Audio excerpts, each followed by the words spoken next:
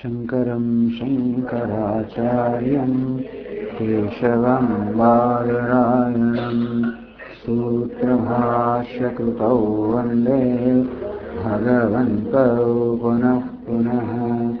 ईश्वरो गुरुरात्मेति मूर्तिभेदविभागिने व्योमवद्व्याप्तदेहाय दक्षिणामूर्तये नमः। सच्चिदानन्दरूपाय कृष्णाय क्लिष्टकारिणे नमो वेदान्तवेद्याय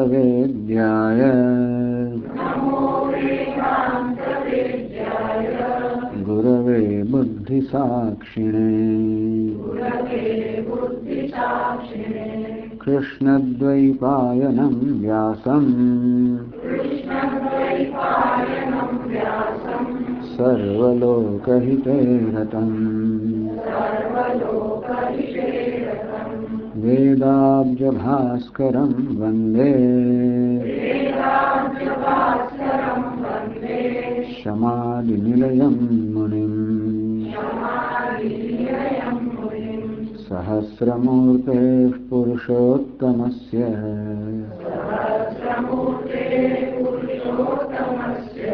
सहस्रनेत्राननपादबाहोः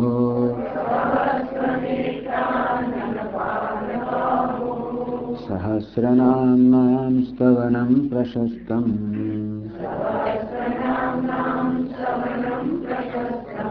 निरुच्यते जन्मजरादिशान्त्यै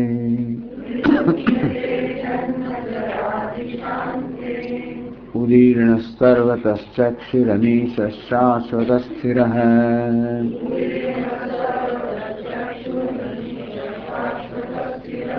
भूषयो भूषणो भूतिर्विशोकशोकनाशनः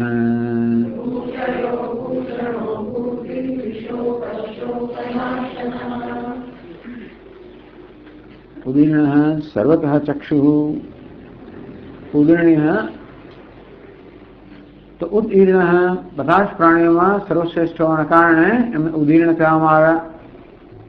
સર્વશ્રેષ્ઠ સર્વોત્કૃષ્ટ સર્વતઃ ચક્ષુ સર્વતઃ ભગવાન ચૈતન્ય સ્વરૂપ હોવાના કારણે સર્વ ચક્ષુ દ્વારા જોનારા છે. સર્વતઃ પાણીપાદંતર સર્વતોક્ષિશ્રો મુખમ ભગવાન અક્ષીશ્વર મુખમ આ બધી આંખોથી જોનારા છે. ચૈતન્ય સ્વરૂપ હોવાના કારણે માટે સર્વતઃ ચક્ષુ સર્વ દિશામાં ચક્ષુ ધરાવનારા. અનિશ ન વિદ્યતે ઈશ એટલે અનિશ જેનો કોઈ ઈશ નથી, જેનો કોઈ શાસક નથી, જેનો કોઈ ઈશ્વર નથી, જે સર્વનો શાસક છે પણ જેનો કોઈ શાસક નથી. જેવી રીતે ચર્ચા કરી એનું કોઈ શાસક નથી એટલે સ્વચ્છંદ છે એમ નહીં, એને કોઈ શાસનની જરૂર નથી. શાસનની જરૂર ત્યારે હોય જ્યારે કંઈક સ્વચ્છંદતા હોય, એવું ત્યારે હોય જ્યારે કંઈક અંદર અજંપો હોય, એવું ત્યારે હોય જ્યારે કંઈક દુઃખ હોય, અધૂરપ હોય. ઈશ્વર પૂર્ણ હોવાના કારણે કોઈ દુઃખ નથી, અધૂરપ નથી, અજંપો નથી, કોઈ લાચારી નથી, કોઈ ઈચ્છા નથી, અપેક્ષા નથી. અને માટે એ જે કરે એ તો બધું શાસન અનુરૂપ હોય, ન્યાયને જ અનુરૂપ હોય હોવાને કારણે એની કોઈ શાસકની જરૂર. અનિશ સર્વનો શાસક પણ જેનો કોઈ શાસક નથી. શાશ્વત સ્થિર એ શાશ્વત પણ છે અને સ્થિર પણ છે. કેટલીક વસ્તુ શાશ્વત હોય જેમ કે પ્રકૃતિ પણ સ્થિર ના હોય, કેટલીક વસ્તુ સ્થિર હોય જેમ કે આકાશ પણ શાશ્વત ના હોય. પરમાત્મા શાશ્વત સ્થિર એટલે કૂટસ્થ નિત્ય છે. પ્રવાહ નિત્યત્વ નહીં પરંતુ કૂટસ્થ નિત્યત્વમાં સાર જે સતત જે સદા છે અને પરિવર્તન રહિત છે. ભૂષય ભૂ એટલે પૃથ્વી, પૃથ્વી પર જે શયન કરનાર છે ભગવાનને ભૂષય કહેવામાં આવે. આમાં ભાષ્યકાર કહે છે કે લંકા પ્રતિ માર્ગમ અન્વેષણ, જ્યારે સમુદ્ર દ્વારા લંકાનો માર્ગ શોધવાનો હતો ત્યારે ભગવાને 3 દિવસ માટે ભૂમિ પર શયન કર્યું તપસ્યા કરવા માટે. ત્યારે ભગવાને ભૂષય અર્થાત ભૂમિ પર શયન કરનાર એવું કહેવાયા.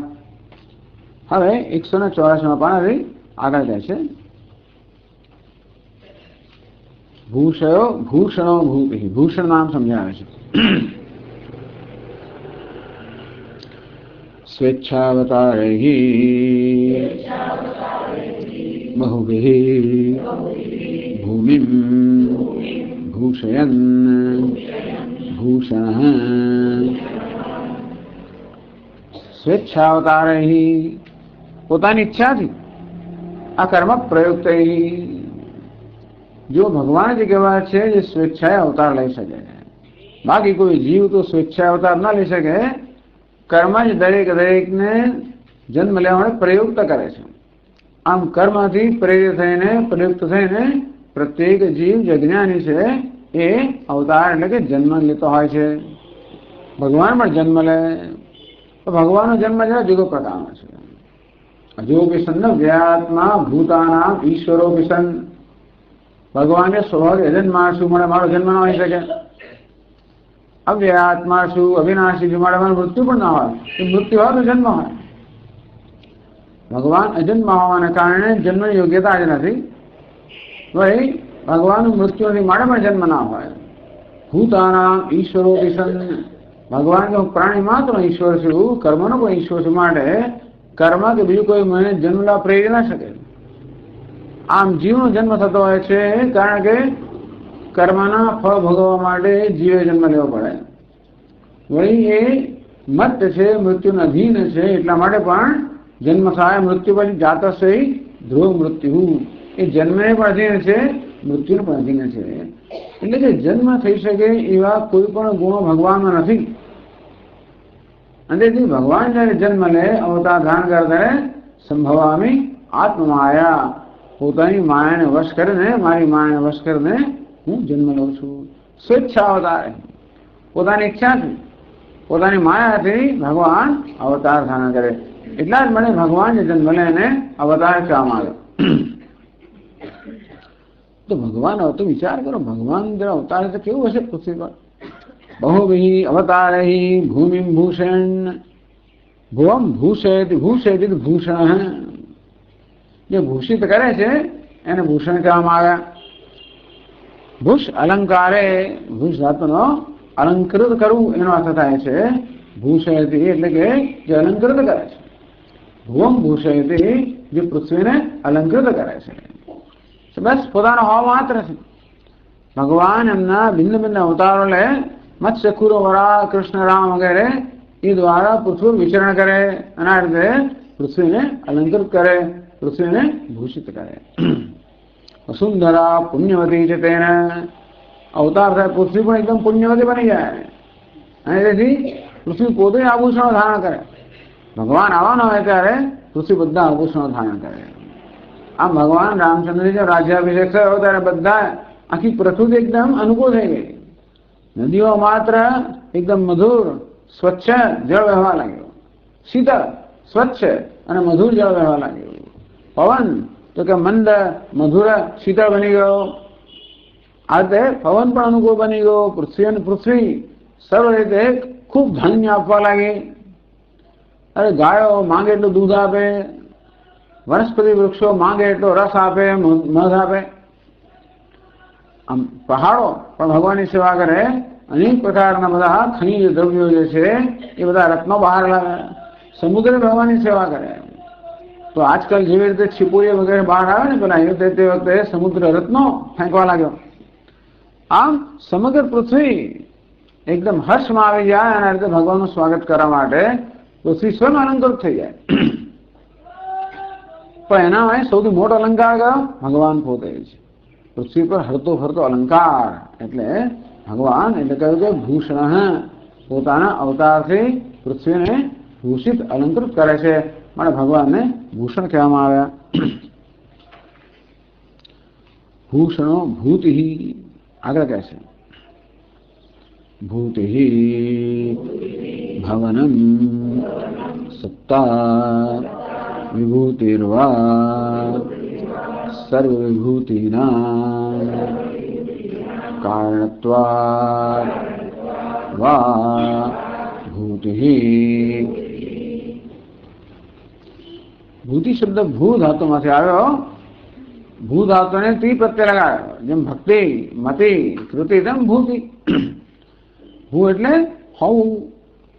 ભૂતિ ભવનમ સત્તા, હોવાના સમાજ ભૂતિ. એટલે બે રીતે ભગવાન ભૂતિ શબ્દ ન કરી શકાય. હોવું સર્વસદ વ્યક્તિ અનુગત સદરૂપ. ભગવાન સત્તા સત સ્વરૂપ છે. જગતમાં જે કોઈ પદાર્થો છે એમાં ભગવાન હોવાપણા રીતે રહેલા છે. દરેક પદાર્થનો હોવાપણું ભગવાનને કારણે ભગવાન સચ્ચિદાનંદ સ્વરૂપ છે. સદ એટલે હોવું, ચિત એટલે પ્રકાશવું, આનંદ એટલે પૂર્ણ હોવું. એટલે હોવું ભગવાનનો સ્વભાવ છે. જગતમાં જે કોઈ પદાર્થો છે ઘટ પટ જે કંઈ હોય, જે છે એવું કહેવાય કે આ પદાર્થ છે, હવાપણું ધરાવે છે ભગવાનને કારણે. તો એ હવાપણું છે, સત્તા છે, એ ભગવાન છે. એટલે ભૂતિ ભવનમ સત્તા. તો એટલે ભગવાન જે નથી એવા પણ વસ્તુઓ છે, જેમ કે મારા મસ્તકમાં શિંગડા નથી, તેમાં ભગવાન સદરૂપે નથી એમ કહેવાય. જે પદાર્થો હો છે એમ કહેવાય છે બધામાં સદરૂપે રહેલા છે ભગવાન. આમ હોવું જેનું સ્વરૂપ ભગવાનને ભૂતિ કહેવામાં આવી. વિભૂતિર્વા અથવા ભૂતિ શબ્દનો અર્થ વિભૂતિ કરવામાં આવે થતો જાય છે. વિભૂતિ જ્ઞાન ઐશ્વર્યાદિ સંપત્તિ અણિમાનિર્વા. અથવા વિભૂતિ, ભૂતિ એટલે વિભૂતિ, જ્ઞાન ઐશ્વર્ય વગેરે સંપત્તિને આપણે વિભૂતિ કહીએ. તો કે એમની વિભૂતિ છે. ઘણા લોકોનો એકદમ પ્રભાવ હોય, ઘણા લોકો એ પ્રકારની એક વિશેષ શક્તિ હોય, વિશેષ તેજ હોય, એવી વિશેષતા આપણે વિભૂતિ કહીએ. યદ્યત વિભૂતિમાં સત્વમ, કંઈ તેજસ્વી હોય, સુંદર હોય, ખૂબ પ્રતિષ્ઠા, ધન, સત્તા, પ્રભાવ ધરાવનારું આપણે કહીએ કે આની વિભૂતિ છે. તેમ ભગવાન સર્વજ્ઞ છે, સર્વશક્તિમાન છે, સર્વ ઈશ્વર છે. આ પ્રકારની વિશેષતા ભગવાન ધરાવતા હોવાને કારણે વિભૂતિ. તો જ્ઞાન ઐશ્વર્યાદિ સંપત્તિ, આ જ્ઞાન ઐશ્વર્ય વગેરે ભગવાન જે પૂર્ણ માત્રામાં ધરાવે છે એને વિભૂતિ કહેવાય. એ પણ ભગવાન છે. અણિમાદિર્વા અથવા અણિમા, મહિમા, લઘિમા, ગરિમા, એવી અષ્ટ વિભૂતિ જે છે એ મને પણ વિભૂતિ કહેવાય. તો એ પણ ભગવાન છે. કારણ માટે છે કે ભગવાન આ બધી વિભૂતિ ધરાવનાર તો છે તો ખરું, કોઈ જોડે ભગવાન સ્વયં વિભૂતિ પણ છે. એટલે આ બધી વિભૂતિ, આ બધી મહત્તાઓ છે, ઐશ્વર્ય છે, એ બધી પણ ભગવાન જ છે. ભૂતિર્ભસ્મની સંપત્તિ ઇતિ. આ ભૂતિ શબ્દનો ભભૂતિ કરી, ભભૂતિ એટલે ભસ્મ એવો પણ થાય, અથવા ભૂતિ એટલે સંપત કે સંપત્તિ એવો પણ અર્થ થાય. અથવા સર્વવિભૂતિનામ કારણદ્વા વિભૂતિ. વિભૂતિ સ્વયં ભગવાન છે અથવા બધી વિભૂતિનું કારણ છે.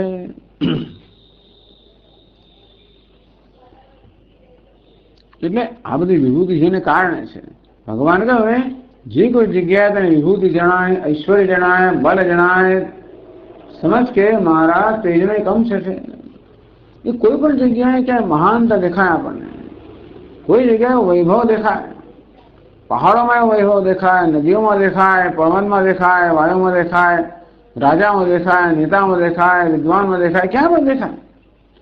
એ બધાનું કારણ કયું તો કે ભગવાન. તો ખરેખર તો વિભૂતિ ધરાવનારા ભગવાન જ છે, વિભૂતિ સ્વરૂપ પણ ભગવાન છે. આ વિભૂતિ સ્વરૂપ ભગવાન વિભૂતિ ધરાવનારા આવા વિશેષ લોકોમાં કે વિશેષ વસ્તુઓમાં નિવાસ કરે છે. એ રીતે પણ વિભૂતિનું કારણ હોવાના કારણે ભગવાનને વિભૂતિ કહેવાય. વિભૂતે વિવિધ ભાવસ્ય હેતુદ્વાદ્વા. પછી વિવિધ ભવનમ વિભૂતિ. વિવિધ રીતે બની જવું, વિવિધ રીતે પ્રગટ થવાનામાં વિભૂતિ. એક જ અલંગ સોનું હોય, એ વિવિધ અલંકારોમાં પ્રગટ થાય એને સોનાની વિભૂતિ કહેવાય. એક જ રસ છે, સ્વાદ છે ને, ખારો પણ હોય, ખાટો પણ હોય, મીઠો પણ હોય, તીખો પણ હોય, તુરો હોય, આ બધી રસની વિભૂતિ. એક જ ધ્વનિ છે. પછી વીણાનો પણ હોય, વાયલિનનો પણ હોય, નગારાનો પણ હોય, ઢોલકનો પણ હોય, વાંસળીનો પણ હોય. બધી ધ્વનિની શબ્દની વિભૂતિ છે. વિવિધેન ભવનમ, શબ્દો એક જ છે વિવિધ પ્રકારે બની જાય છે ને. રસ રસોમપસુતાંત, ધારો કે રસ હું છું, એ રસ વિવિધ રૂપે બની ગયો, ગંધ વિવિધ રૂપે બની ગઈ, શબ્દ સ્પર્શ દરેક દરેક વસ્તુ વિવિધ રૂપે બને છે. આ પ્રકારે વિવિધ રૂપે બનવું એનું નામ છે વિભૂતિ. તો વિવિધ ભાવસ્ય હેતુદ્વા બ્રહ્માદિ સ્થાવરાંતા વિભૂતિ કારણદ્વા. તો ભગવાન આ પ્રકારે વિવિધ રૂપમાં પ્રગટ થયા માટે એમને વિભૂતિ કહેવાય. તો બ્રહ્માજી વગેરે અત્યંત ઉત્કૃષ્ટ જે મહાત્માઓ છે, પુરુષો છે, એમાં જે વિભૂતિ છે એનું કારણ હોવાના કારણે નિત્ય અનિત્યાનામ ચેતનશ્ચેતનાનામ, તો ભગવાન ચેતન છે માટે એની ચેતનના કારણે બ્રહ્માજી વગેરે ચેતન છે. તેમ ભગવાન બધી વિભૂતિ સ્વરૂપ છે એને કારણે આ બધા બ્રહ્માજી દેવતાઓ પણ વિભૂતિ ધરાવનારા છે. જેમ તેનું પરિષદ કહેવામાં આવે ને કે ભગવાન જયારે દેવતાઓ સમક્ષ યક્ષ રૂપમાં પ્રગટ થયા, અગ્નિ દેવતા પછી એમને જાણવા ગયા ત્યારે કંઈ જાણી ના શક્યા. એટલું જ નહીં, પરંતુ અગ્નિ દેવતાએ જરાક બડાઈ કરી કે તારી શું શક્તિ છે, હું તો આખી દુનિયાને બાળી નાખું. એટલે આ તણખલું બાપ અગ્નિ દેવતાએ પૂરી શક્તિથી જોર કર્યું તો પણ તણખલું સુદ્ધા ના બાળી શકે. વાયુ દેવતાએ તણખલું ઉડાવી ના શકે. એ પરથી સિદ્ધ થયું કે અગ્નિ દેવતામાં વિભૂતિ તો છે જ. અગ્નિમાં દહન શક્તિ છે, પ્રકાશન શક્તિ છે. તો આ જ્વલન શક્તિ આવી શક્તિ અગ્નિમાં ક્યાંથી આવી? પરમાત્માથી. વાયુમાં પણ શક્તિ છે, ક્યાંથી આવી? પરમાત્મામાંથી. એટલે એવી કથાઓ દ્વારા સ્પષ્ટ થાય છે કે જે કોઈ જગ્યાએ કશીમાં વિભૂતિ છે, ઐશ્વર્ય છે, મહાનતા છે, એ બધું ઈશ્વરને કારણે છે. એ હોવાના કારણે કોઈ પણ વિવેકી બુદ્ધિમાન છે પોતાનામાં રહેલી કોઈ વિશેષતા માટે ગર્વ ના કરી શકે, કારણ કે એ બધી વિશેષતા કે ઐશ્વર્ય એ ઈશ્વરને કારણે છે. એટલે કહ્યું વિભૂતિ નામ કારણત્વાદ્વા, બધી જ વિભૂતિ બધી જ મહાનતાનું કારણ હોવાના કારણે ભગવાન વિભૂતિ કહેવાય. તો ભગવાન સ્વયં વિવિધ બની ગયો છે માટે ભગવાન વિભૂતિ કહેવાય. અથવા જે દરેક દરેક પદાર્થો જે હવા પણ ધરાવે છે એની જે સત્તા છે એ ભગવાન છે માટે પણ ભગવાન ભૂતિ કહેવાય.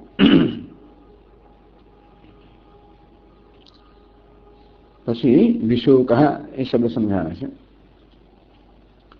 વિગત શોક અસ્ય પરમાનંદૈક રૂપત્વાદ इति विशोकः. विगतः शोकः, તો જેનો બધો શોક જતો રહ્યો છે, શોકે જેમાંથી વિદાય લીધેલી છે. શોક એટલે શું? એટલે વિદાય લીધી, જેમાંથી શોકે વિદાય લીધી. શોક જ વિદાય લઈને ગયો પછી સારું કહેવાય. આપણે શું છે ઘણી વાર આપણે કોઈ આવ્યો હોય ને આપણે કાઢીને પાછું આવે, જાતે વિદાય એટલે જાતે વિદાય તો પાછું ના આવે, આપણે ધક્કો મારીને પાછું આવે. શોક આવે ને ધક્કો મારે, કંઈક આપણે એવો પદાર્થ લઈ આવે ને ક્ષણભર શોક જતો રહે પાછો આવી જાય, પહેંધો જ પડે છે બરાબર, જાય ને એ સ્વયં જતો રહેતો. એટલે શોકને આવવાનું એક કારણ છે. કારણ શું થાય તો શોક વિદાય લઈને એ શોક જાણે છે કે જ્યાં સુધી આમાં અનમ અધૂરપ છે, ઉમળપ છે, અજંપો છે, ત્યાં સુધી મને કોઈ હટાવી શકવાનું નથી. ઘરમાં છાપો આવે છે ત્યાંથી છાપો વાંચવા પેલા પડોશી આવ્યા જ કરે. તમે ગમે તેટલું કાઢો, ગમે તે કહો, ગમે તેટલી સૂચનાઓ આપો, ગમે છતાંય પણ આવે જ. એ છાપો દૂર કરો તો એ વિદાય, સ્વયં વિદાય. પછી આપણે કહેવાની જરૂર ના પડે તમે જતા. તો આ શોક જે છે એ કહ્યા વગર જ આવતો હોય છે, કહેવા છતાં જતો નથી, પાછો પૂછીને આવતો નથી અને કહેવા છતાં જતો નથી. કારણ કે એને કંઈ પ્રલોભન છે, એને કંઈક મળે જ અહીંયાથી. જ્યાં સુધી શોક વગેરેને ચા પાણી મળતા હોય, પુષ્ટિ મળતી હોય, જાડો પડો તગડો થતો હોય તો શું કામ જાય નહીં? અને તેથી બિચારો ભૂખ્યો રહેતો જતો રહે. બરાબર, એને કઈ વસ્તુનો ખોરાક મળે છે? એને અજ્ઞાનનો ખોરાક મળે છે, ભ્રમનો ખોરાક મળે છે, અજંપાનો ખોરાક મળે છે. તો આ બધો ખોરાક મળે છે એટલા માટે શોક વારંવાર આવે છે બિચારો. તો ભગવાન એટલે દુઃખ હોય ને શોક આવે.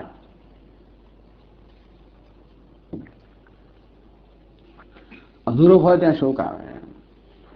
ભગવાનનો તો શોક ક્યાં કહેવાય? એટલે કહે છે કે પરમાનંદ રૂપત્વાદ, પરમાનંદ એક રૂપત્વાદ. ભગવાન માત્ર પરમાનંદ રૂપ છે એટલું નહીં, પરંતુ માત્ર પરમાનંદ રૂપ છે. પરમાનંદ જોડે બીજા પણ ભગવાન રૂપ હોત, પરમાનંદ હોત, પણ જોડે જોડે માત્ર પુરુષ હોત, માત્ર સ્ત્રી હોત, માત્ર બીજું કશું હોત, માત્ર ચાર ભુજા હોત, એવું કંઈક હોત તો ઠીક, એમને અધૂરપ લાગે, ચાર જ ભુજા છે મારી, વધારે નથી લાગે, કદાચ કોઈને લાગે. ગમે તેટલી આપણામાં સાહેબી આવે, વિભૂતિ આવે, ગમે ત્યારે, તોય પણ આપણે કોઈ દાડો એવી તૃપ્તિ થાય નહીં કે મારી પાસે પૂરતું છે. એટલે ભગવાન પણ એ પ્રકારની કોઈ વિશેષતા ધરાવતા હોત તો અતૃપ્ત હોત. જો અતૃપ્ત હોત તો શોક બરોબર આવે. પરમાનંદ એક રૂપત્વ, ભગવાન માત્ર પરમ આનંદ રૂપ છે, અર્થાત રસો વૈસહ, રસ સ્વરૂપ છે, આનંદ સ્વરૂપ છે, જેમાં શોકની દુઃખની જેમાં માત્રા પણ નથી. મળે વિગત શોક અસ્ય અકસ્માત, જેમાં જેનો શોક ચાલી ગયો છે કે જેમાંથી શોકે વિદાય લીધી છે, ભગવાન પરમાનંદ રૂપ હોવાના કારણે ભગવાન વિશોક છે. શોક આવ્યો ને ગયો નથી, આવ્યો જ નથી ખરેખર. ભલે આપણે કઈ વિદાય લીધી, શોક ત્યાં આવ્યો જ નથી. અગ્નિમાં ત્યાં કોઈ બરફ આવી શકે ખરો? ના આવી શકે. આવતામાં ઓગળી જાય ને. સૂર્ય હોય ની આગળ પેલા જવા ગયા પેલા પક્ષીના બધા બળી ગયા ત્યાં જતા જ, થોડી જીત કરીએ તો પ્રકાશ અંધકાર આવી જ ના શકે. તેમ પરમાણુ શોક આવી જ ના શકે, જેનામાં ક્યારેય શોક હતો જ નહીં. એટલે યા આત્મા અપહત પાપમાં વિશોક વિમૃત્યુ વગેરે એવા ભગવાનના વિજિગિત્સા. તો ભગવાન શોકથી રહિત છે, પછી ભૂખ તરસથી રહિત છે વગેરે વગેરે. વિશોક વિમૃત્યુ, મૃત્યુથી રહિત છે,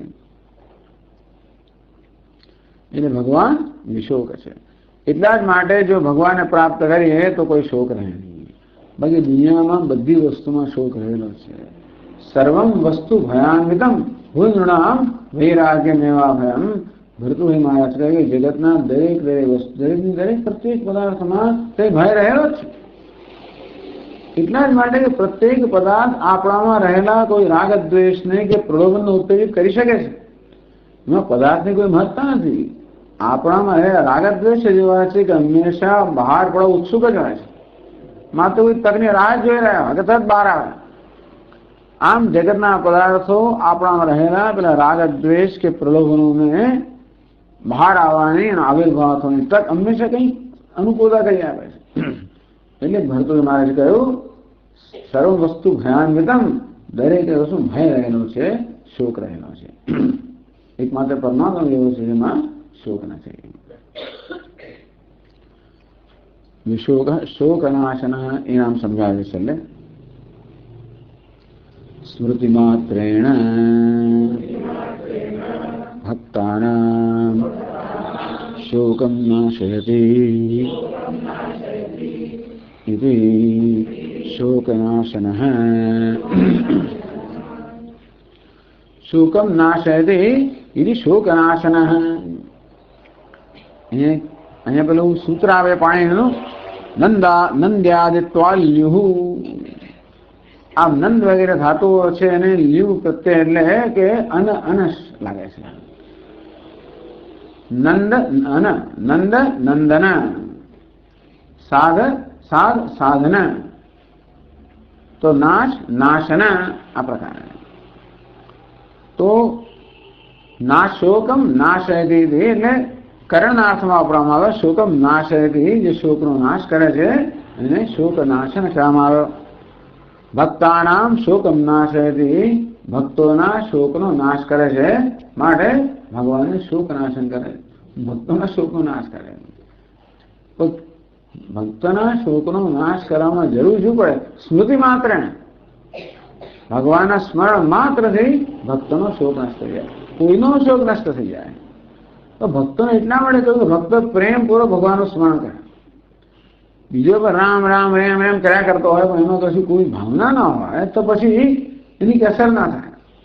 ભગવાનનું નામ કંઈક અસર તો થાય જ, જો કે છતાં પણ ભક્ત જયારે ભગવાનને યાદ કરે ત્યારે પૂર્ણ ભાવ સહિત યાદ કરે, તેથી જેવું ભગવાનનું સ્મરણ થાય કે તરત બધું બાકી ભાગી જાય, તરત શોક નષ્ટ થઈ જાય. એટલે સ્મરણ માત્રથી જે ભક્તોના શોકનો નાશ, સ્મૃતિ માત્ર પુંસામ, સ્મરણ માત્રથી સંસારનો નાશ કરે છે. જન્મ સંસાર બંધનાથ, જન્મ સંસારના બંધનમાંથી સ્મરણ માત્રથી નાશ કરે છે ભગવાન, માટે અમને શોક નાશન કહેવામાં આવે. તેનો અર્થ એ થયો કે જગતમાં એક જ વસ્તુ આપણા શોકનો નાશ કરી શકે. ભલે આપણને એમ લાગતું હોય કે જગતની કોઈ વ્યક્તિઓ, પદાર્થો, સિદ્ધિઓ, આવી વસ્તુઓ આપણા શોક દૂર કરે છે એવું લાગે, પણ ખરેખર તો એક જ આપણા શોક, કારણ કે પોતે એક જ વિશોક છે. જે શોક રહી તો એ જ શોકનો નાશ કરે ને. બાકી તો પોતે શોકગ્રસ્ત હોય તો આપણા શોકને વધારે નાશ ના કરે. ઘણી વાર આપણે કોઈને મદદ લેવા જઈએ તો આપણે મુશ્કેલી પાડી દઈએ છીએ. કોઈ મદદ લેવા જઈએ કે ચાલો સાંત્વન મેળવવા જઈએ, એ વડે એના જ પહેલા બધા પ્રશ્નો આપણે ઠાલવા મળે, એટલે ઉલટા આપણે દુઃખી થઈ જઈએ. ઘણી બધું થાય. એટલે ભગવાન એક એવો છે જેનો કોઈ શોક નથી. એટલા માટે આપણે કોઈ જરાક દુઃખ રડે એ પેલાનું દુઃખ રડવા મળે. દુનિયામાં નિયમ છે. જો મને તાવ આવે પણ મને 15,000 તાવ આવે. અરે ભાઈ એ જ વાત જવા ને, અત્યારે મને આવે છે એ નહીં, તને તો આવ્યો છે આવે પણ મને તાવ આવ્યો છે કે તું એકલો નથી. એમ ટૂંકમાં આપણે કઈ સાંત્વન મેળવવા જઈએ તો એને બદલે આવું થાય. અથવા એમ કહે શું છે તાવ આવ્યો હતો, ચાલ છોડ હવે ભૂલી જાય એમ કહી દે. વાહિયા કઈ વાતો કરે. ઘણી વાર ઉલટો સુખ દૂર થવા બદલે વધે. લોકોને સમજ જ નથી પડતું શું કહેવું.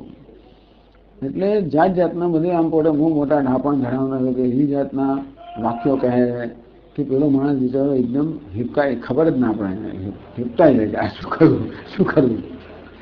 એટલે બધી રીતે બોલવું જોઈએ, સાંભળવું. કોઈ આપણી પાસે શોક ઠાલવવા આવે ને દુઃખ, તો મોટે ભાગે એમને કંઈ સાંભળવાની, એમને બોલવાની જરૂર છે. મોટે ભાગે એમને બોલવા દેવા, શોક ઠાલવવા દેવો એમ કહીને લગભગ એમ એવું થાય છે ને બીજું કે શોક ઠાલવવાની પ્રક્રિયાની અંદર એને જ ખ્યાલ આવી જાય કે શું તકલીફ છે અંદર. મોટે ભાગે એવું થઈ જાય. એટલે મોટે ભાગે તમારે કંઈ કહેવાની જરૂર છે ના પડે. બોલતા જાય ઠલવાતું જાય એટલા ખ્યાલ હતા એને પોતાને જ ખબર પડતા શું છે, શાંત થઈ જાય. પણ એટલે મોટા ભાગે લોકોને કોઈ શ્રોતા જોઈએ છે, કોઈ સાંભળતું નથી એમને, કોઈ ધ્યાન નથી આપતું.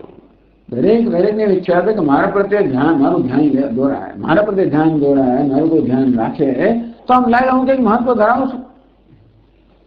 પોતે કંઈક મહત્વ ધરાવે એવું તો બધાની ઈચ્છા જ છે. મહત્વ ક્યારે ધરાવે, એને મહત્વ ક્યારે સિદ્ધ થયું કહેવાય, આપણે આદર આપીએ ત્યારે. આદર આપ્યો ક્યારે કહેવાય, એને કંઈક આપણે સાંભળીએ જણાવે. એટલે એ જ જરૂર છે કે ચાલો ભાઈ મને કોઈ સાંભળે છે, કોઈ મારી પડી છે વગેરે. તો બાકી તો લોકો શોકનો નાશ કરવાના બદલે શોક વધારતા, કારણ કે ખબર નહીં શું કરવું. એક ભગવાન જેવો છે જે સ્વયં શોક વિહીન હોવાના કારણે એ જ ભક્તોના કે કોઈના શોકનો નાશ કરે છે. ભક્તોને એટલા માટે એ તો બધાનો શોક નાશ કરવા તૈયાર છે. તો માત્ર ભક્ત જેવો છે જે પોતાના શોકને નાશ કરે ભગવાન પાસે જાય. ભલે આર્ત ભક્ત હોય, આર્ત અર્થાત વિપત્તિમાં આવી છે એટલે ભક્ત જેવો છે ભગવાન. આખી દુનિયા પાસે જ જાય લોકો, બેંક વાળા પાસે જાય, લોન માટે જાય, પેલા પાસે જાય, ફલાણ કંઈક દુઃખ થાય તો આવા હજાર લોકો રસ્તા શોધી કાઢે. એક ભક્ત જેવો છે જે શોક દૂર કરે ભગવાન. એટલા માટે કહું કે સ્મરણ માત્રથી ભક્તોના શોકનો નાશ કરનાર ભગવાન શોક નાશન છે. પછી આગળ 81મા શ્લોકમાં કહે છે अर्चिस्मानर्चितः कुंभो विशुद्धात्मा विशोधनः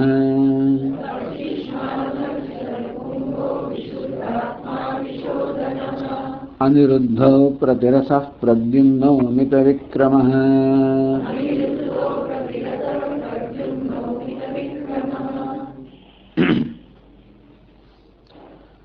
अर्चिस्मान अर्चितः कुंभः विशुद्धात्मा विशोधनः. अर्चिष्मान शब्द समझावे છે. अर्चिष्मन्तः यदीयेन अर्चिषा चन्द्रसूर्यादयः सैव मुख्यः अर्चिष्मान। આમ તો અર્ચિષ એટલે કિરણ, અર્ચિષ્માન એટલે જે કિરણ ધરાવનાર છે. અર્ચિ એટલે કિરણ. ભગવાનના સંદર્ભમાં અર્ચિ એટલે કિરણ એટલે પ્રકાશ, ચિત્ત પ્રકાશ. અર્ચિષનો અર્થ આમ તો જ્વાળા થાય અથવા તો કિરણ એવો થાય તો અર્ચિ, તો અગ્નિની પેલી જે જ્વાળા હોય છે ને એને પણ અર્ચિષ કહેવામાં આવે છે. ટૂંકમાં જે પ્રકાશ કરનારું હોય એને અર્ચિષ કહેવાય. તો ભગવાન સર્વને પ્રકાશ કરનાર છે. ભગવાનનો કેવો પ્રકાશ છે? ચિત્ત પ્રકાશ છે. ચિત્ત કે ચૈતન્ય કે જ્ઞાન રૂપી ભગવાન જે સ્વરૂપ છે એ પ્રકાશ છે. તો અર્ચિષ્માન અતિશયિત અર્ચિષ્માન, આ મતો પ્રત્યય લાગ્યો હંમેશા અતિશય, કોઈ અતિશય માત્રામાં કશું ધરાવતો હોય તો મતો પ્રત્યય લાગે. આગળ ઘણી વાર કહ્યું છે કે 5 રૂપિયા ખિસ્સામાં ધનવાન ના કહેવાય. ધનવાન એટલે ધન ધરાવનાર એવું કહેવાય, પણ નહીં. અતિશય માત્રામાં જે ધન ધરાવતો હોય ધનવાન કહેવાય. બુદ્ધિમાન બધા બુદ્ધિવાન છે. બુદ્ધિમાન કોને કહેવાય? જે પ્રકૃષ્ટ કે ઉત્કૃષ્ટ માત્રામાં ધરાવતો હોય તેને. તો ભગવાન અર્ચિષ્માન કહેવામાં આવ્યો એટલે કે ઉત્કૃષ્ટ કે અતિશય માત્રામાં જે અર્ચિષ એટલે કે પ્રકાશ, ચૈતન્ય, ચેતનતા ધરાવતો હોય એ ભગવાનને અર્ચિષ્માન કહો. તો કારણ કે જગતમાં બીજા બધા અર્ચિષ્માન છે. અગ્નિ પણ અર્ચિષ્માન છે, અગ્નિ પણ જ્વાળાઓ ધરાવે છે. સૂર્ય ચંદ્ર પણ.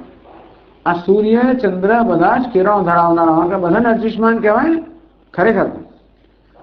પરંતુ એ લોકો અર્ચિષ્માન કહેવડાવવા લાયક કેટલા માટે? અર્ચિષ એમના કિરણો અતિશય માત્રામાં નથી. એવું કેમ થયું? કારણ કે સૂર્ય ચંદ્ર અગ્નિ જે બધા પ્રકાશના કિરણો ધરાવે છે એ પણ ઉછીના લીધેલા પ્રકાશમાં હોવાના કારણે यदि अर्चिषा चंद्र सूर्यादय तो अर्चिष्मंत सैव. सूर्य चंद्र अग्नि પણ અર્ચિષ્માન કહેવાય એટલે પ્રકાશમાન કહેવાય, કિરણ ધરાવનારા કહેવાય, જ્વાળાઓ ધરાવનારા કહેવાય. પણ આવા અર્ચિષ્માન કહેવાનારા એટલે કે જે લોકો આવા કિરણ ધરાવનારા છે, પ્રકાશ ધરાવનારા છે, સૂર્ય ચંદ્ર વગેરે પર જેને કારણે અર્ચિષ્માન કહેવાય છે એ ભગવાન મુખ્ય અર્થમાં અર્ચિષ્માન કહેવાય. તો વ્યવહારમાં સૂર્યને આપણે અર્ચિષ્માન કહીએ, અર્ચિષ્માન સૂર્ય થાય. અગ્નિને પણ કહેવાય. તો એ ભગવાનનું અર્ચિષ્માન નામ કેમ આપવું? એટલા જ માટે કે આ સૂર્ય, અગ્નિ વગેરે અર્ચિષ્માન એ પ્રકારનું બિરુદ ધરાવે છે. કોને કારણે? એમાં ચૈતન્ય રહેલા ભગવાન કારણે. એટલા માટે જેવી રીતે ભલે ને આપણે કે ચાયામાં દજાડે, પાણીમાં દજાડે એમ કહેવાય, પરંતુ પાણીમાં દજાડવાની શક્તિ કોને કારણે છે? અગ્નિને કારણે છે. એટલે ભલે પાણીમાં દહન શક્તિ છે, પાણી દહન શક્તિ કોને કારણે છે? અગ્નિને કારણે. અને તે રીતે સૂર્ય ચંદ્ર અગ્નિમાં પ્રકાશન શક્તિ છે કોને કારણે? ચૈતન્ય રહેલા પરમાત્માને કારણે. યદાદિત્ય ગદમ તેજ જગત ભાષયતે ખિલમ યચ્ચંદ્રમસી યચ્ચાયણૌ તત્તેજો વિદ્ધિ મામકમ. સૂર્ય ચંદ્ર અગ્નિ આનું તેજ સમગ્ર જગત પ્રકાશિત કરે છે. ભગવાન કહે છે કે તેજ મારું છે, મારે કારણે લોકો પ્રકાશ દુનિયાને પ્રકાશિત કરવાની એમનામાં મહત્તા છે. કોને કારણે છે? મારે કારણે છે. સૈવ મુખ્ય અર્ચિષ્માન. તો અર્ચિષ્માન કહેવાતા સૂર્ય ચંદ્ર વગેરે પણ જેને કારણે અર્ચિષ્માન છે ભગવાન મુખ્ય અર્થમાં અર્ચિષ્માન કહેવાય. અન્યશામ ધનિત્વ આપાદે સ્વયં મુખ્ય ધની. જે બીજાને ધનવાન બનાવે કે જેને કારણે બીજા ધનવાન છે એ ખરેખર મુખ્ય અર્થમાં ધની કહેવાય, ધનવાન કહેવાય. કબીરા સબ જગ નિર્ધના ધનવંતા નહીં કોઈ. ધનવંતા એક હરિ હૈ जिसे मिले सो હોય. કબીર કહે છે કે જગતનો બધા કેવા છે? નિર્ધન છે, કોઈ ધનવાન નથી. તો ધનવાન કોણ છે? એક હરિ છે. અને હરિ જેને મળ્યા છે એને ધનવાન કહેવાય, બાકી કોઈને ધનવાન ના કહેવાય. એટલે આ કહેવાનો આ દ્રષ્ટાંતનો હેતુ એ છે કે ભલે કોઈ ધનવાન કહેવાતું હોય પણ ખરા અર્થમાં ધનવાન કોને કહેવાય? જેને કારણે પેલો ધનવાન છે તે. એટલે ઘણીવાર કહેતા હોય છે કે ભાઈ પુરુષ અને સ્ત્રી, આ સ્ત્રી ખરેખર પ્રેરક શક્તિ હોય છે. દુનિયા બહાર હંમેશા દેખાતો હોય પુરુષનું મહત્વ દેખાતું હોય, અને ખરી પ્રેરણા આપનાર બધું કરનાર તો ઘણી વાર પત્ની હોય સ્ત્રી હોય, તો જેને કારણે એની મહત્તા છે. આમ ભગવાન રામચંદ્રજી અયોધ્યામાં આવ્યા, મોટા મોટા વાનરો સેનાપતિની સાથે હતા, અને વશિષ્ઠ ઋષિની ઓળખાણ કરાવી કે અમારા ગુરુ વશિષ્ઠ છે, યુદ્ધ જીત્યો ને એમને કારણે છે. ભગવાન બધા વાનરોને કહ્યું આપણે યુદ્ધ જીત્યો અમને કારણે, ટૂંકમાં એમને કારણે જીતે, એમની ખરી જીત કહેવાય. અર્ચિષ્માન અર્ચિત એ શબ્દ સમજાવે છે. સર્વલોકાર્ચિતૈઃ વિરિંચાદિભિઃ અપી અર્ચિતઃ ઇતિ અર્ચિતઃ. ભગવાન અર્ચિત છે. અર્ચિત પૂજિત, અર્ચના એટલે પૂજા કરવી. અર્ચક એટલે પૂજા કરનાર. દક્ષિણ ભારતમાં બધા મોટા મોટા મંદિરો હોય ને, અર્ચકો જુદા હોય ને પાઠકો જુદા હોય. તો ત્યાં આગળ ભગવાનના નિજ મંદિરમાં જે ભગવાનની અર્ચના કરતા હોય ને, સેવા કરતા હોય, એ લોકો ત્યાં એ લોકો પાઠ ના કરે. બહાર ઉભેલા પંડિતો વેદ પાઠ વગેરે કરે, કઈ પણ એ પાઠ કરતા એમના મૌનમાં કઈ કશીક વસ્તુ ભગવાનમાં પડે એટલે પવિત્ર કરે જ નહીં, ત્યાં બોલવાનું નહીં કશું. પાઠ કોણ કરે? બહાર બધા પંડિતો કરે. પેલાને અર્ચક કહેવાય, આ પંડિત છે બહાર.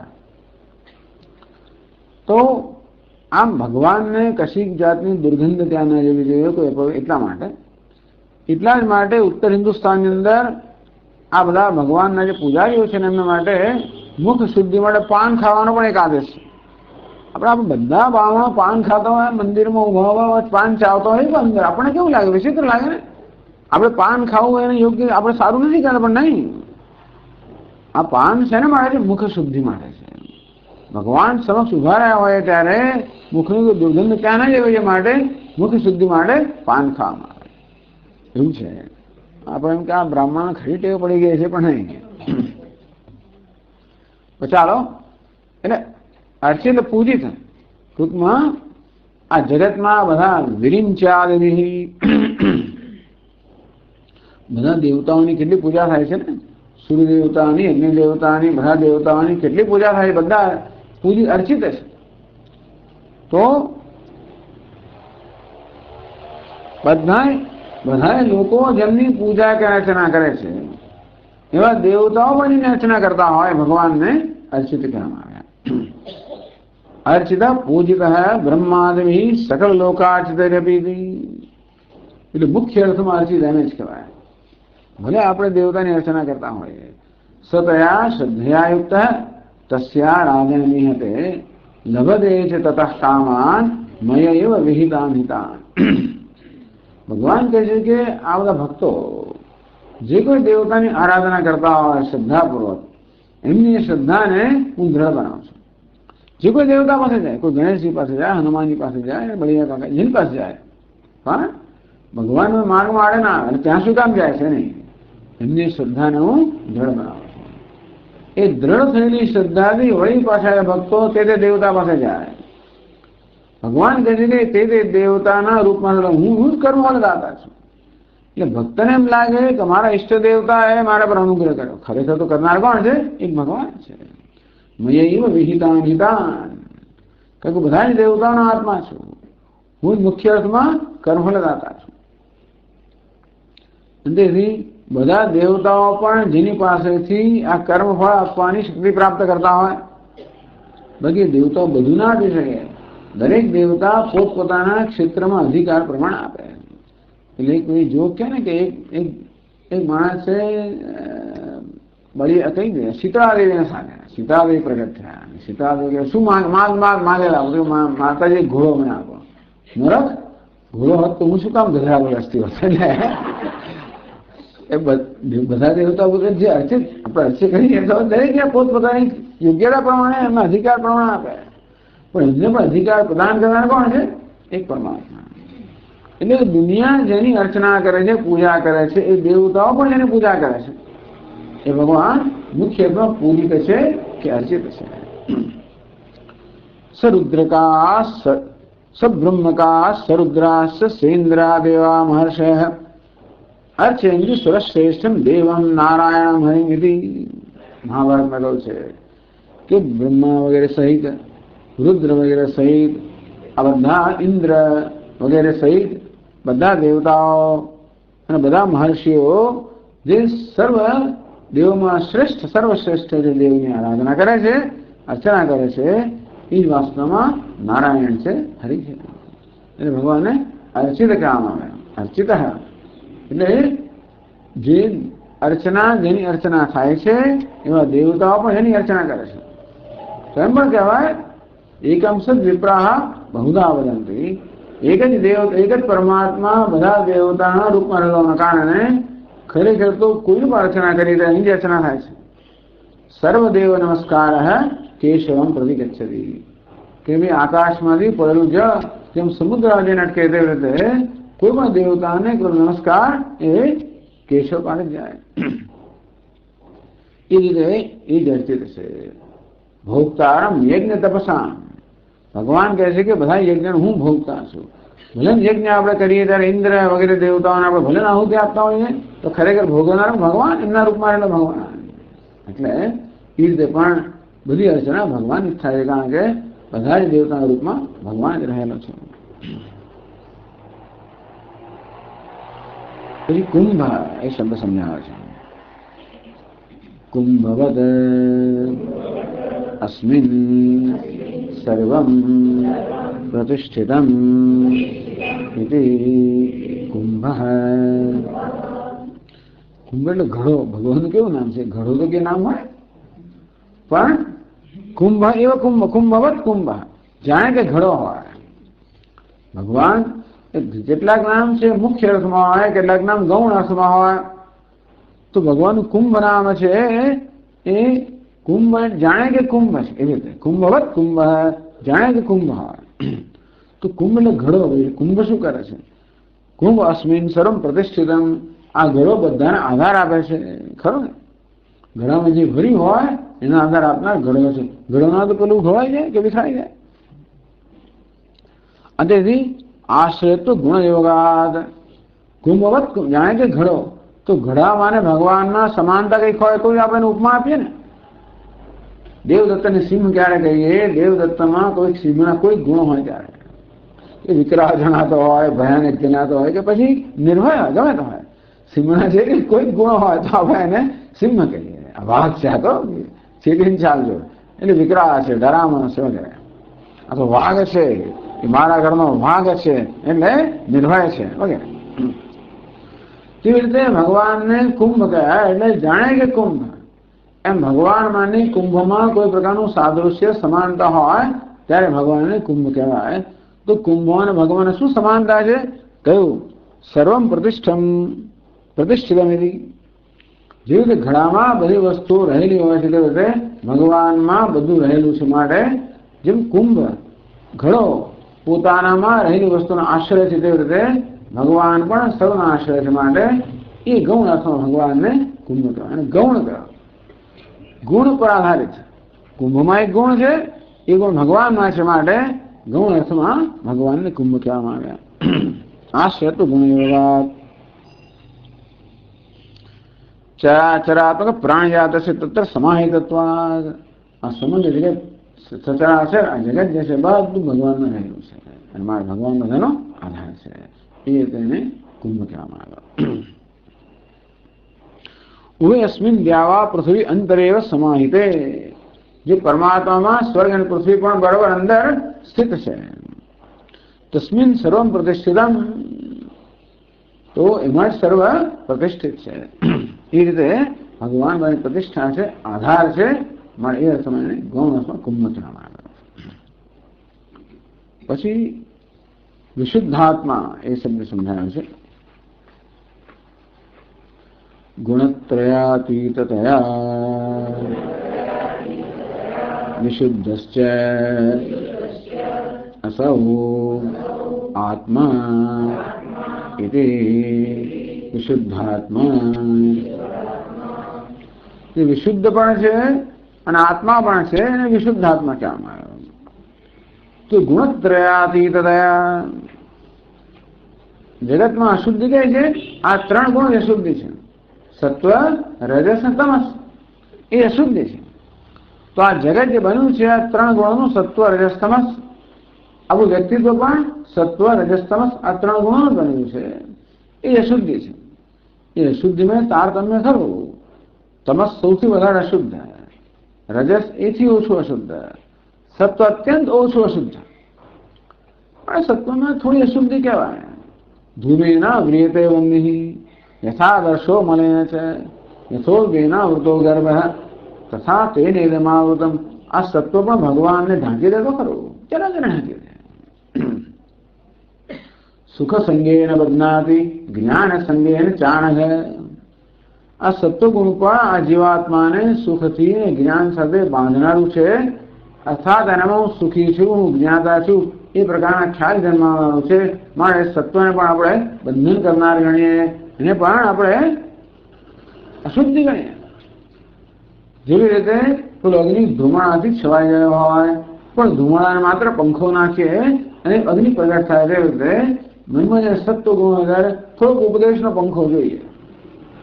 મન જયારે સાત્વિક હોય ત્યારે ગુરુ ઉપદેશનો પંખો આપે કે ભાઈ તું જ આનંદ સ્વરૂપ છે, તું બ્રહ્મ છે. કે એકદમ સૂક્ષ્મ આવરણ છે ને એ દૂર થઈ જાય. રજોગુણમાં આવરણ જરા વધારે દ્રઢ હોય. યથાદર્શો મળીને છે કેમ અરીસા આપણો મેલ જામી ગયો હોય તો પંખો નાખો કશું ના થાય, ત્યાં તો એને બરોબર ઘસીને સાફ કરવું પડે. એવી રીતે આ ઉપદેશથી રજોગુણ જરા હોય ને ઉપદેશથી ખાસ થતું નથી, પણ જેને ઘસવું પડે.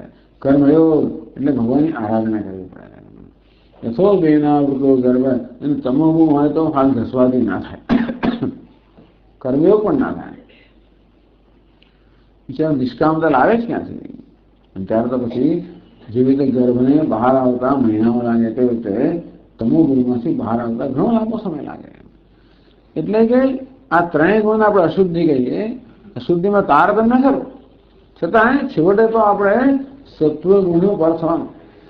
ત્રૈગુણ્ય વિષયાવેદા નિસ્ત્રૈગુણ્ય ભવાય. ભગવાન કે આ સમગ્ર સંસાર ત્રણ ગુણનો બનેલો છે, પરંતુ નિસ્ત્રૈગુણ્ય થા, ત્રણ ગુણથી પર થા.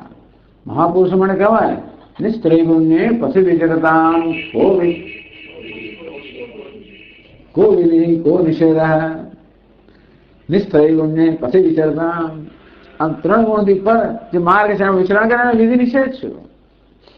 તો ભગવાન તો છે જ ગુણત્રયાતીતયા.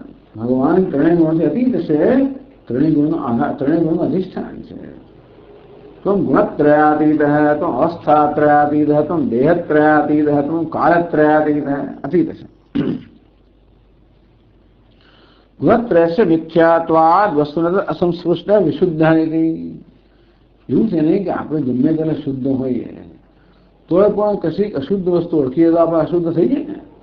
આપણે નાઈ ધોઈને પવિત્ર થયા હોઈએ બધું અડકી જાય પાછું નાવું પડે. જે લોકો એવા ચુસ્ત હોય છે એમના માટે કે એવી ભગવાનની તો જ પૂજા આપણે કરી શકીએ જ્યારે બરાબર મળી એટલે પેલું ઉપરનું પેલું વસ્ત્ર લગાડેલું હોય લાકડાથી, કશાને અડકવાનું નહીં, સેવેલું પણ વસ્ત્ર ના હોય, આવી જાતની સ્વચ્છ શુદ્ધિ શુચિનું પાલન કરતા હોય. એમાં કોઈ આવીને અડકી ગયું નાનું બાળક ફરી પછી નાવું પડે. એટલે કેટલીક વસ્તુઓ સ્વયં શુદ્ધ હોય પરંતુ અશુદ્ધ થઈ શકે ખરી, તો એ વિશુદ્ધ ના કહેવાય. શુદ્ધ આત્મા, ભગવાનનો આત્મા કે સ્વરૂપ કેવું એ વિશુદ્ધ, એ સ્વયં તો શુદ્ધ છે, જોડે જોડે કોઈ પણ પ્રકારની શુદ્ધિને સ્પર્શી જ ના શકે. શિવજી ગમે તેટલા અપવિત્ર વાતાવરણ બેઠેલા હોય, અમંગલ્યમ શીલમ તો ભૌત નામય અખિલમ, બધું અમંગળ, બધું અપવિત્ર. દેહ પર ભસ્મની ચિતા, ભસ્મ ચિતાની ભસ્મ, બીજી ભસ્મ ના મળે ચિતાની ભસ્મ લગાડી. સ્મશાન એ શું? આ ક્રીડા, બસ ભગવાનની ક્રીડા સ્મશાનમાં. ચિતા ભસ્મા લે, ચિતાની ભસ્મનો વિવેક શરીર કરે. અપવિત્રતાની હદ થઈ ગઈ ને, અને બધી ખોપડીની માળા કરે અને ભૂત પિશાચનો બધો સંગ કરે. અપવિત્રતા અમંગલતાની હદ થઈ ગઈ ને, પણ કશું અમને અડકતો હોય તો ને આ બસ આટલી બધાની મધ્યમાં છે. બધી અશુદ્ધિની, અપવિત્રતાની, અમંગળની મધ્યમાં છે. સ્વયં કેવા છે? મંગળ સ્વરૂપ છે. એ સ્વયં પવિત્ર છે અને કોઈ પ્રકારની અપવિત્રતા સ્પર્શી જ ના શકે. નિત્યની વિશુદ્ધ આત્મા રહે ક્યાં સુધી? લોકો અડકી જાય, અડકી અડકીને આપણને નવડાવ્યું કરે ઘણી વાતોમાં. એટલે આપણે ગમે તે ચોખ્ખા હોઈએ તો પણ આવું થાય. એવી રીતે ભગવાનને કશી સ્પર્શ ના કરી. એટલે કહે છે કે મિથ્યાત્વાદ વસ્તુતઃ તत् અસંસ્પૃષ્ટો વિશુદ્ધ. આ ત્રણેય મિથ્યા છે. મિથ્યા ક્યારે સત્યને સ્પર્શી ના શકે. એટલે જે પેલું રજ્જુ છે ભલે સર્પનું અધિષ્ઠાન હોય તો પણ સર્પ ક્યારે રજ્જુને સ્પર્શ કરી શકે ને સર્પ ક્યારે રજ્જુને ભળાવી ના શકે. સર્પનું ઝેર હોય કશું ક્યારે રજ્જુને લાગે જ નહીં. ઝાંઝવાના જળનો કોઈ ભેજ ક્યારે પણ પેલી રીતિને લાગે જ નહીં. તેવી રીતે બધાનું અધિષ્ઠાન હોવા છતાં પણ આધ્યારોપ મિથ્યા વસ્તુના કોઈ પણ ગુણ દોષ ક્યારે પણ અધિષ્ઠાનને સ્પર્શ ના કરે. માટે ભગવાન ત્રણેય ગુણ અધિષ્ઠાન છે અને ત્રણેય ગુણના ગુણ અને દોષથી અસ્પષ્ટ છે. માટે વિશુદ્ધ છે. એટલે વિશુદ્ધ જેનું સ્વરૂપ છે અથવા વિશુદ્ધ આત્મરૂપ છે ભગવાનને વિશુદ્ધ આત્મ કહેવામાં આવ્યું. પછી વિશોધન એ સમજાવે છે. સ્મૃતિ માત્રેણ પાપાનાં ક્ષપણાદ વિશોધન. વિશોધયતિ ઇતિ વિશોધન. જે વિશુદ્ધ કરે છે અર્થમાં વિશોધન કહેવામાં આવ્યું. તો કહ્યું સ્મૃતિપાત્રેણ પાપાનાં ક્ષપણાદ. તો પાપાની વિશોધયતિ નાશયતિ. ભગવાન સ્મૃતિ સ્મરણ માત્રથી ભક્તોના બધા પાપ નાશ કરે. ભગવાનને વિશોધન એટલે કે શુદ્ધ કરનાર, વિશેષ રૂપે શુદ્ધ કરનાર એવું કહેવામાં આવ્યું. પ્રાયશ્ચિત્તાન્ય શેષાણી તપઃ કર્માત્મકાની વૈ યાન તેષામ અશેષાણામ શ્રી કૃષ્ણનું સ્મરણમ પરમ. હું પૂજા પછી છેલ્લા હોય શ્લોક બોલીએ છીએ. આ વિષ્ણુ પુરાણનો શ્લોક છે. તો છેડો પ્રાયશ્ચિત્ત કરીએ. કંઈ પણ દોષ આપણે થઈ ગયો હોય ને પ્રાયશ્ચિત્ત કરીએ. તો ચાલો આપણે પૂજા કાર્ય કર્યું એમાં કઈ દોષ રહી ગયા હોય એનું પ્રાયશ્ચિત્ત કેમ કરવું? એટલે ભગવાને ભગવદ્ ગીતાના 17મા અધ્યાયમાં શીખવાડ્યું. ઓમ તત્સત નિર્દેશ બ્રહ્મણ ત્રિવિધ સ્મૃત. ઓમ તત્સત એ ભગવાનનું નામ છે. અને માટે એનું ઉચ્ચારણ કરવાથી જે કંઈ પણ દોષ રહી ગયા હોય, અજાણે રહી ગયા હોય, એવું તો બની જ ના શકે કે આપણે ભલે કર્મ કરીએ, પૂજન કરીએ, રુદ્રાભ કંઈ પણ કરીએ, કશો તો દોષ રહી જવાનો છે. કારણ કે બધી સામગ્રી આપણે પાસે હોય અને બધા વિધાન આપણે પૂરા કરી શકીએ, બધું બનતું નથી. આપણે વિધેર જ્ઞાનેન દ્રવ્ય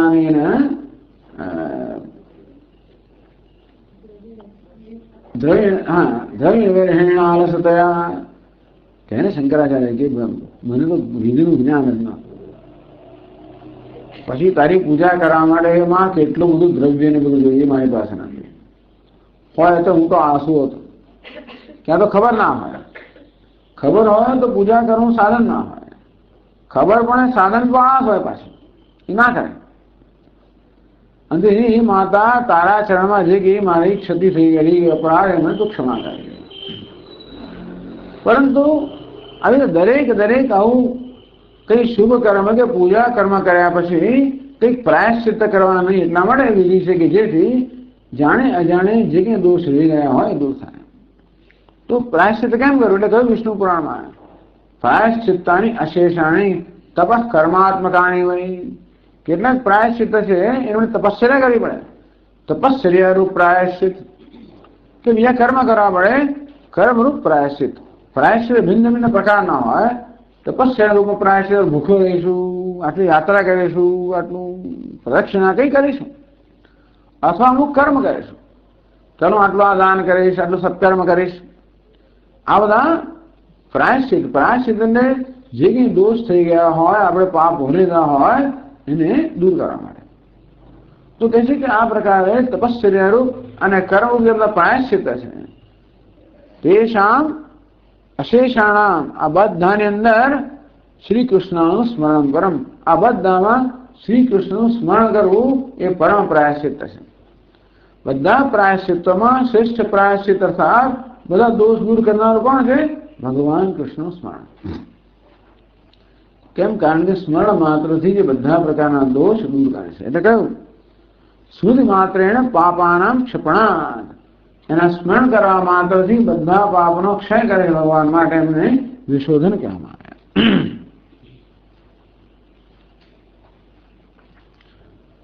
પછી અનિરુદ્ધ, આ શબ્દ આવી ગયો. અનિરુદ્ધ સુરાનંદ ગોવિંદ ગોવિદામ પતિ, એ અનિરુદ્ધ આવ્યો ત્યારે સમજાયું. અનિરુદ્ધ એટલે જે કોઈ નિરુદ્ધ ના થઈ શકે, જે કોઈ રોકી ના શકે નામ અનિરુદ્ધ. તો ભગવાનના જે બધા આવિર્ભાવ થયેલા, કોઈ પણ આવિર્ભાવમાં કોઈ શત્રુથી જે નિરુદ્ધ ના થાય, રોકાઈ ના શકાય, માટે ભગવાન અનિરુદ્ધ કહ્યો. તો ફરી પાછું એને શબ્દ આવવા માટે એનો બીજો અર્થ કરે છે. કહે છે અહીંયા ચતુર્વ્યુહેષુ ચતુર્થો વ્યુહ અનિરુદ્ધ ન નિરુધ્યતે શત્રુભિઃ કદાચિત ઇતિ વા.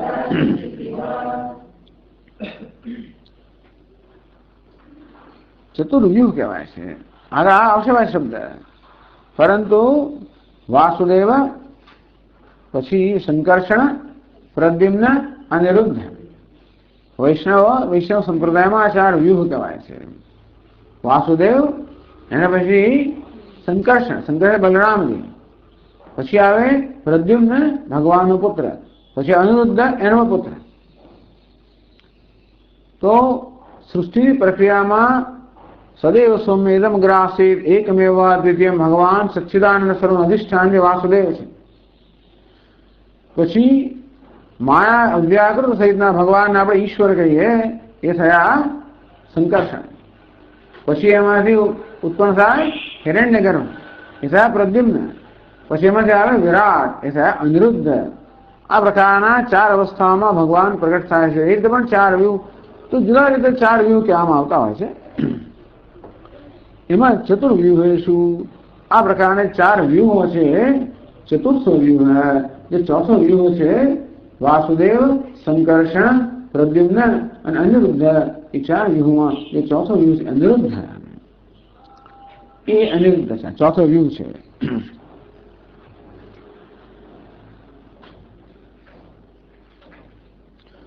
અથવા વ્યૂહ એટલે શું ખબર છે? પેલા જાત જાતના વ્યૂહ હતા ને, ચક્રવ્યૂહ ને બધા. જયારે આ લોકો સૈન્યની ગોઠવણી કરે ત્યારે અહીં પેલા વ્યૂહની રચના કરે. કોઈ ગરુડના આકારને કરે, મત્સ્યના આકાર, જાત જાતના આકારના વ્યૂહની રચના કરે. તો એ બધા ચાર વ્યૂહ છે. એમાં ચોથો વ્યૂહ જે છે અનિરુદ્ધ છે. તથા ચ મહાભારતે તસ્માત પ્રસૂતો યહ કર્તા કારણમ કાર્યમેવ ચ તસ્માત સર્વ સંભવતિ જગત્સ્થાવરજંગમમ સો નિરુદ્ધ ઈશાન વ્યક્તિ સર્વેષુ કર્મસુ. ઈશાન છે, સર્વ ઈશ્વર છે, એને અનિરુદ્ધ કહેવામાં આવ્યો. તસ્માત પ્રસૂતો યહ કરતા, અનિરુદ્ધ એમાં મહાભારતમાં અનિરુદ્ધનું વર્ણન કરવામાંથી કર્તા, કર્ણમ અને કાર્ય, ટૂંકમાં જગતનું સર્જન કરનાર, પછી કર્ણ એટલે કે પ્રકૃતિ, અને કાર્ય એટલે જગત. આમ જગતનો સ્રષ્ટા, પછી માયા જેને સર્જન થાય તે, અને જગત જેનું સર્જન થયું, એ ત્રણે ત્રણ તસ્માત સર્વ સંભવથી, એ ત્રણે ત્રણનો સંભવ જેમાંથી થાય છે. કર્તૃ કાર્ય કરણાનામ અધિષ્ઠાતા, આ કર્તા, કરણ અને કાર્ય, આ ત્રણનો જે અધિષ્ઠાતા છે એને અનિરુદ્ધ કહેવામાં આવ્યો. તસ્માત સર્વ સંભવથી જગત સ્થાવર લિંગમ, એમાંથી સ્થાવર લિંગમ સમગ્ર જગતનો સંભાવ થાય છે. અનિરુદ્ધ, એ અનિરુદ્ધ છે. સૈશાન, એ વાસ્તવમાં વ્યક્તિ સર્વસુ કર્મસુ, સર્વસુ કર્મસુ. પછી ભગવાન જે કર્મ કરે, સાધુ પરિત્રાણ ધન સંસ્થાપન ભક્તાનુગ્રહાદિ સર્વ કાર્યેષુ, અથવા તો ભગવાનના જે કાર્યો થતા હોય છે ને, સાધુનું રક્ષણ કરવું, પછી ધર્મનું સંસ્થાપન કરવું, ભક્તો પર અનુગ્રહ કરવો, દુષ્ટનો નાશ કરવો ના કહો. ભગવાને દુષ્ટનો નાશ કરી ના આવવો પડે. ભક્તોનો અનુગ્રહ કરવા માટે, ધર્મ સંસ્થાપિત કરવા માટે, સાધુઓનું રક્ષણ કરવા માટે આ બધા જે કાર્યો કરે છે ભગવાન, તમે યા વ્યક્તિ એમાં જે અભિવ્યક્તિ થાય છે એ અનિરુદ્ધ છે. મત્સ્ય કુરમાં ટૂંકમાં ભગવાન જ મત્સ્ય કુર વગેરે અવતારોમાં અભિવ્યક્ત થાય છે. એ વ્યક્તિને અભિવ્યક્તિને અનિરુદ્ધ કહેવામાં આવે. એટલે સ્થૂળ અભિવ્યક્તિ અનિરુદ્ધ છે, સૂક્ષ્મ અભિવ્યક્તિ પ્રદ્યુમ્ન છે, કારણ અભિવ્યક્તિ ઈશ્વર છે અથવા તો સંકર્ષણ છે, અને સર્વ અધિષ્ઠાન જે છે એ વાસુદેવ છે. અથવા ન નિરુદ્ધતે શત્રુભિ કદાચિત વા, અથવા ક્યારે પોતાના શત્રુ રોકી ન શકાય માટે પણ અનિરુદ્ધ કહેવાય. પેલા જેવો અર્થ થયો, પણ પેલામાં કહેવાય કે અવતારમાં ક્યારે નિરોધ ના કરી શકે, કોઈ રીતે કોઈ એનો નિરોધ ના કરી શકે. પ્રતિરથ એ શબ્દ સમજાવે છે. પ્રતિરથ પ્રતિપક્ષ અસ્ય ન વિદ્યતે ઇતિ અપ્રતિરથ અનિરુદ્ધો અપ્રતિરથ. પ્રતિરથ તો પ્રતિપક્ષ થયો એટલે વિરુદ્ધનો પક્ષ. અસ્ય ન વિદ્યતે ભગવાન કોઈ પ્રતિપક્ષ કે વિરુદ્ધ પક્ષ નથી, માટે ભગવાનને અપ્રતિરથ કહેવામાં આવે. ભગવાનથી વિરુદ્ધ કોણ હોય? ભગવાન સર્વનો આત્મા છે. એવું છે ને કે આ સુવર્ણ છે કોઈ અલંકારનો વિરોધી હોય? બધા અલંકારો સુવર્ણને કારણે ગમે તો અલંકાર હોય, ઘાટઘૂટ ઉગાડના હોય તો શું, પણ એ સોનાનો બીજા અલંકારનો વિરોધી હોય, પણ સોનાનો વિરોધી ના હોય. તો જેનું કોઈ વિરોધી નહીં, કારણ કે જે સર્વનો સમાવેશ કરે છે, બધા પર કૃપા કરનાર છે, બધા પર અનુગ્રહ કરનાર છે, બધાનો સમાવેશ કરનાર છે, બધાને સત્તા સુધી પ્રદાન કરનાર છે, અને માટે એનું કોઈ વિરોધી નથી. અપ્રતિરથ જેનું પ્રતિરથ પ્રતિપક્ષ કોઈ વિરોધ પક્ષ નથી, ભગવાનને અપ્રતિરથ કહેવામાં આવે. પછી પ્રદ્યુમ્ન પ્રકૃષ્ટમ દ્યુમ્નમ દ્રવિણમ અસ્ય ઇતિ પ્રદ્યુમ્ન ચતુર્વ્યુહાત્મા વા. પ્રદ્યુમ્ન એ ભગવાન, આમ તો ભગવાન અવતાર જ ગણાય. પ્રદ્યુમ્ન ભગવાનના પુત્ર છે, કામદેવનો અવતાર ગણાય છે આમ તો પ્રદ્યુમ્ન. એ વાત આગળ આવી જ રહી છે. જયારે ભગવાન શિવજીએ ત્રીજી નેત્ર ખોલીને કામદેવ બળીને ભસ્મ થઈ ગયો, ત્યારે અનંગ બની ગયો, અંગ વગરનો બની ગયો. એની પત્ની રત્ની તો એની પત્ની જે રતિ છે એનો કોઈ પતિ રહ્યો નહીં, એટલે ભાઈ કરવે નહીં ભગવાન સમક્ષ. ભગવાન કઈ વાંધો નહીં, એ કૃષ્ણ ભગવાન અવતાર લે છે ત્યારે એ તારો પતિ પણ અવતાર લે છે. એટલે કામદેવે ભગવાનના પુત્ર રૂપે અવતાર લીધો. એ કૃષ્ણને કામ સરકાર દેખાય, એમનું બરાબર કૃષ્ણ એવા જ દેખાય, એવા જ દેખાય, એવા જ સુંદર, એવા જ શક્તિશાળી. એટલે રામ અને કામમાં ભેદ કરો મુશ્કેલ સરકાર દેખાય. બહુ મોટો વિવેક જોઈએ. આ શ્રેય અને પ્રેમનો વિવેક કરવામાં બહુ મુશ્કેલ છે, સૂક્ષ્મતા છે. દેખાય સરકાર બને બહારથી હોય તો મહાન ભેદ. પણ ચાલો પ્રદ્યુમ્ન અહીંયા આગળ કહ્યું કે ભાઈ દ્યુમ્નમ દ્રવિણમ. આ દ્યુમ્ન એટલે દ્રવ્ય. પ્રકૃષ્ટમ દ્યુમ્નમ દ્રવિણસ્યથી પ્રદ્યુમ્ન. તો જે પ્રચુર માત્રામાં ધન ધરાવે છે ભગવાનને પ્રદ્યુમ્ન કહેવામાં આવ્યા. હિરણ્યમ દ્રવિણમ દ્યુમ્નમ. આ દ્યુમ્ન શબ્દના અર્થ કરે હિરણ્ય, સુવર્ણ કર્યો, દ્રવ્ય કર્યો. એટલે અંતેથી ભગવાન ખરેખર બધાને ધન પ્રદાન કરનારા છે. એ રીતે તો બધાને ધન પ્રદાન કરનારા છે, એની પાસે સ્વયં પ્રકૃષ્ટ માત્ર પ્રચુર માત્રામાં ધન છે, માટે ભગવાનને પ્રદ્યુમ્ન કહે. વિત્તેષુ યક્ષ રક્ષસાન. બધા યક્ષ રાક્ષસોમાં હું કુબેર છું. કુબેર ખજાને બધાને ધન આપનારા છે. બધાને ધન આપનારા કેટલું ધન હોય, પણ ભગવાનને ધનધર કે પ્રદ્યુમ્ન થયા. અથવા પેલા ચાર વ્યૂહ કહેવાય ને, વાસુદેવ, સંકર્ષણ, પ્રદ્યુમ્ન, અનિરુદ્ધ. હવે ત્રીજો છે પ્રદ્યુમ્ન, એ વ્યૂહ પણ કહેવાય, એ પણ પ્રદ્યુમ્ન શબ્દનો અર્થ થાય.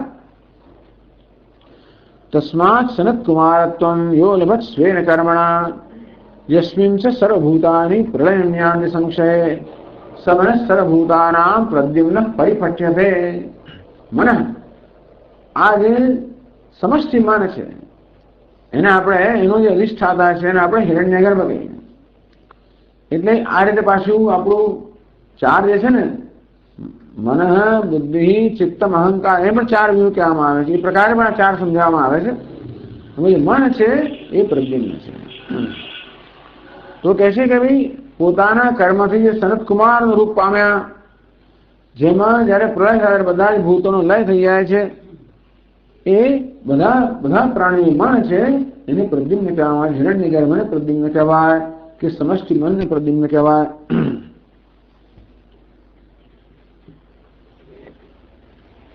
अथवा मननो अधिष्ठाता माटे पण मन कहेवाय प्रद्युम्न।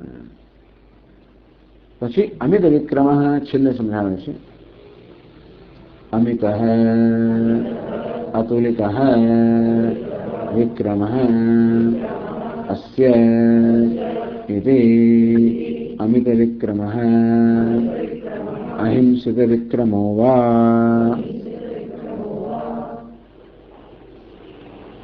अमित मित परिच्छिन्न मा एटले मापू, मित एटले मपाયેલું। मिताहार कहे ना આપણે માપસર મિત, પરિચ્છિન્ન મપાયેલું મર્યાદિત અને મિત કહેવાય। યત તાવાન આટલાપણું જેનામાં હોય તે, તો જેનામાં જેની કોઈ માત્રા નથી, માપ નથી, અમિત કહેવાય। કંદર્પ અગણિત અમિત છબી ના થાય। અગણિત કંદર્પો જેની માપ ન લાવી શકે એવી છબી એટલે સૌંદર્ય ધરાવનારા। तो ए प्रकार तादृशो विक्रम पराक्रम एवं कोई माप नहीं, मर्यादा नहीं, एवं अमर्यादित पराक्रम धरावनारा कारण भगवान ने अमित विक्रम विक्रम पराक्रम एवं अर्थ કરવામાં આવ્યો। तो अतुल विक्रम वास्येति बे विक्रम शब्दનો અર્થ આપણે આગળ કર્યો ત્રિવિક્રમ। વિક્રમ ડગલું મારવું, ક્રમનો અર્થ છે કે ક્રમ એટલે આવી રીતે ડગલા મારવા। તો વિક્રમને જેના ડગલાનું પણ કોઈ માપ નથી, એક જ ડગલામાંથી પૃથ્વી માપી, બીજા ડગલામાં પરલોક માપેલો, એટલે ડગલાનું પણ કોઈ માપ નથી, જેમના પરાક્રમનું કોઈ માપ નથી, એને અમિત વિક્રમ કહેવામાં આવ્યા।